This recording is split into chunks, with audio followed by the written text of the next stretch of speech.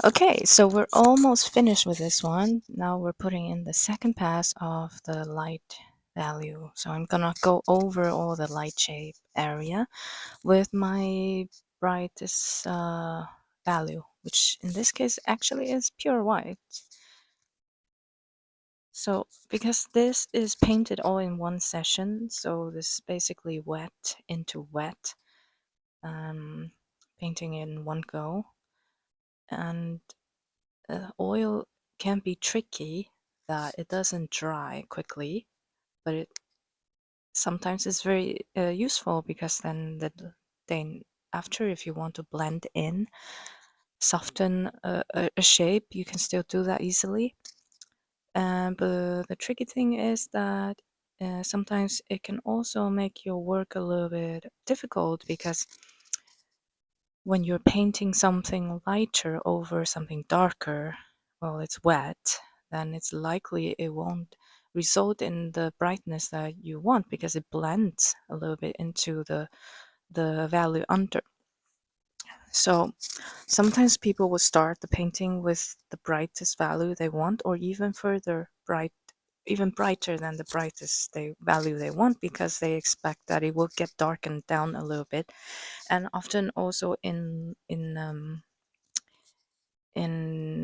painting, uh, let's just say in oil in this case, that often when the lighter value dries, they look a little bit darker than they were wet because of the refraction of the oil when it's wet, and that the dark value dries and looks lighter than when it was wet. And it's something similar to watercolor, and or maybe it's the opposite. I can't remember. Haven't done watercolor in a while. Okay, so let's just take a look at a little bit like at what I'm doing. And basically, either you would get a clean brush, or you will wipe off all the paint on your current brush and then uh, try to get um, a lot of paint on the paintbrush, and then kind of lightly put over the area so it doesn't pick up so much paint under. And now I'm going over my light shape, looking for the brighter planes where it catches direct light. So it's the straight the direction where it receives direct light on the planes. So you can see in the reference area, reference picture, I'm working on kind of the left planes, the planes on the left hand side, facing the left.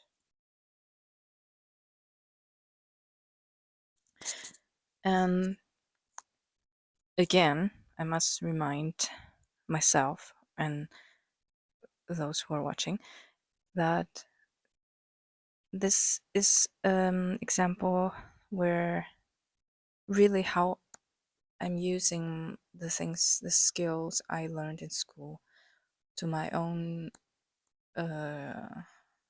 use. I mean, I'm not being bound by the exercises of sight size and the rigid drawing practices.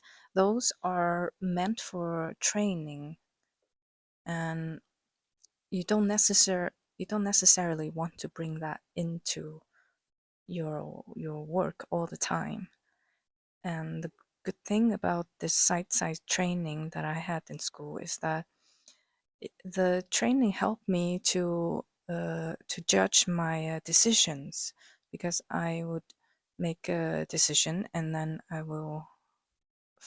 see I learned to see how good or bad that decision was, or how accurate or inaccurate that decision was, by having a very good reference, stabilized into 1-to-1 ratio.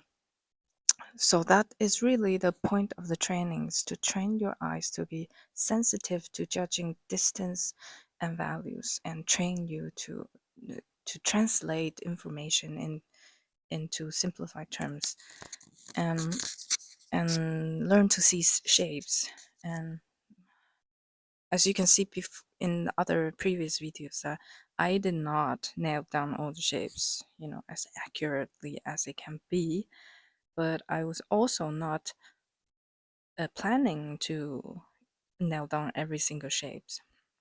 So really, it's really free for you to use, and it is a tool that you will benefit from for the rest of your life. Oh, there you go.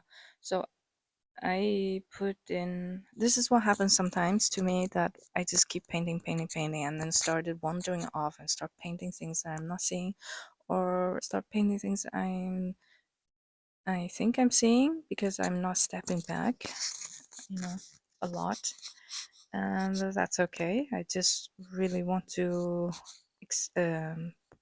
bring out the white planes in this part. So I'm pretty much finished.